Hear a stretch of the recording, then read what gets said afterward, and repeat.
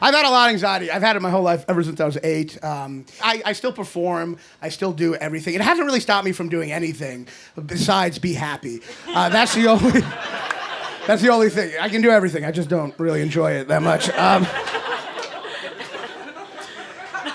It's hard. Like, I'm a hypochondriac. I've talked about it before. I'm a hypochondriac. And I have a twin sister, and she's also a hypochondriac. But she's, like, a little arrogant about it. She really is. Like, recently she saw a couple moles on my back, and this is how cocky she is. She said, "Hey, Raanan, not to alarm you, but a couple of those moles look suspicious, but you should probably get a second opinion." I was like, "No offense, but I do not consider what you just said a first opinion. Who the hell do you think you are? That's a suggestion at best." Do you understand how shitty it'd be if I went to my doctor and I was like, "Doctor, I was just with my twin sister, and now I'm here for a second opinion. And after you, if you have a different opinion, don't worry. My mailman said he'd break the tie." "Why are you crying, doctor?" Anyway, she was a little insulted because she's a dermatologist, but I still feel strongly that she's being condescending.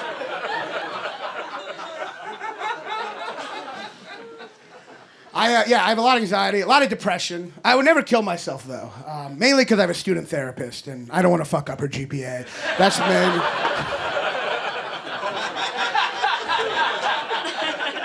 I do have a student therapist. Who's in therapy in here? It's New York. It's probably a lot of you. Yeah. If you're thinking about going, do not... Let me just give you some advice. My therapist is 26, and she's really hot. And it was a huge mistake. Do not get a young, hot therapist. Turns out, you will not be honest to them. I won't. I will lie to impress her, which is not good.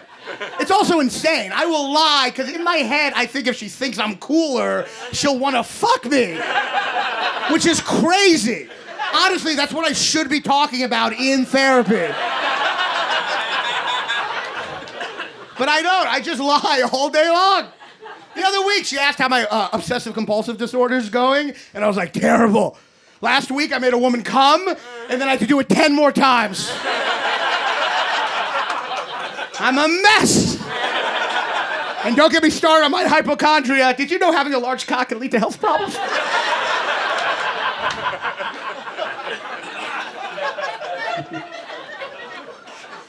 She has a parrot in her room, in her office, which is crazy. Is that not weird? A parrot?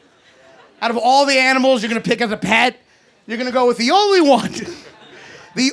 one that can break doctor-patient confidentiality.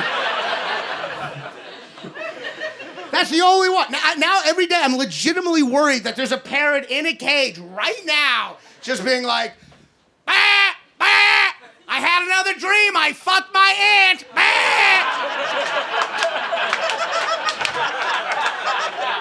Bah, bah. Now that I've been pegged, it's the only way I can come. Bah."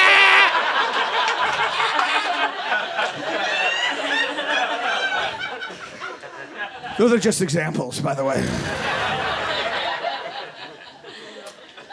I'm fascinated by birds. I am. I mean, I'm not, but I lied about that. But I am interested in pigeons, because pigeons used to deliver the mail. Do you all know that? They were called carrier pigeons. Every pigeon you see now is just an out-of-work postal employee. They used to deliver the mail, and a lot of times they would deliver it to the wrong address. And I read why, and it's really interesting. It's because they were pigeons.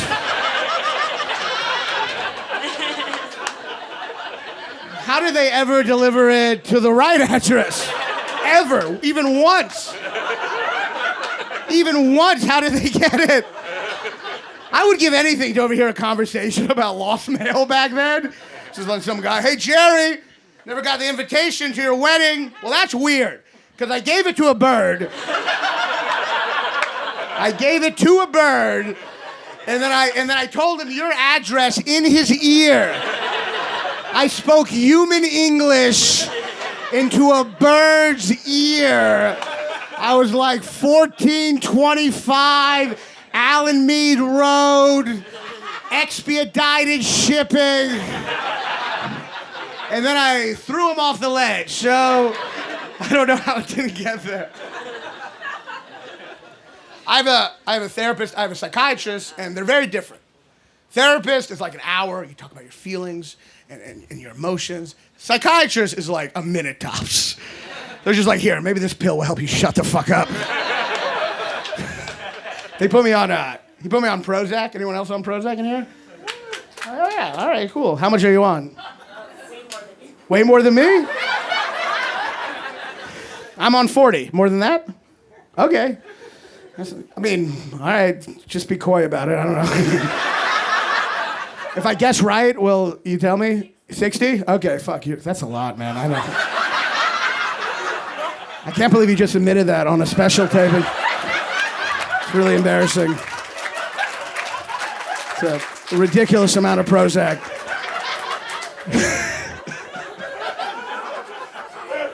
I'll be there shortly.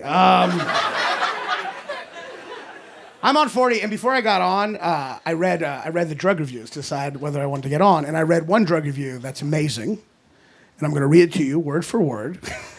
I fucking love this. It's by Scott.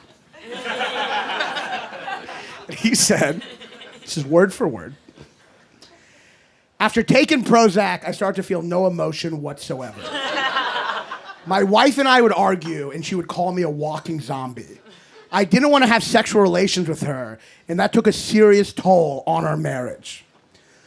Other than that, the medication worked great.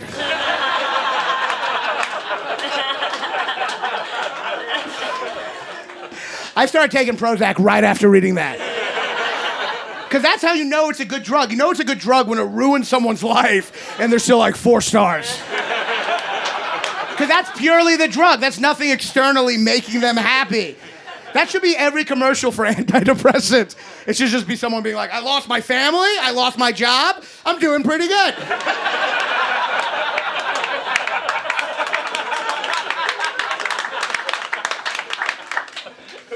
But yeah, so I have a lot of anxiety. Everyone has anxiety these days. A lot of guys have a lot of anxiety about the Me Too movement. I support the Me Too movement, because I do. Because before the Me Too movement, we weren't doing shit.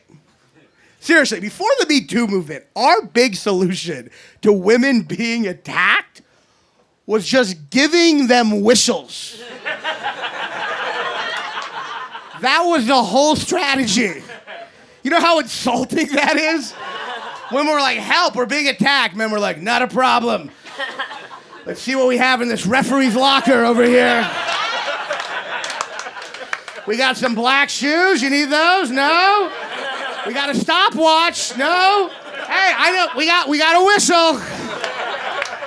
You can use a whistle. She's like, this is serious. Hey, I know it's serious. That's why when it happens, you have to make the same sound used to prevent other serious crimes. Like double dribbling.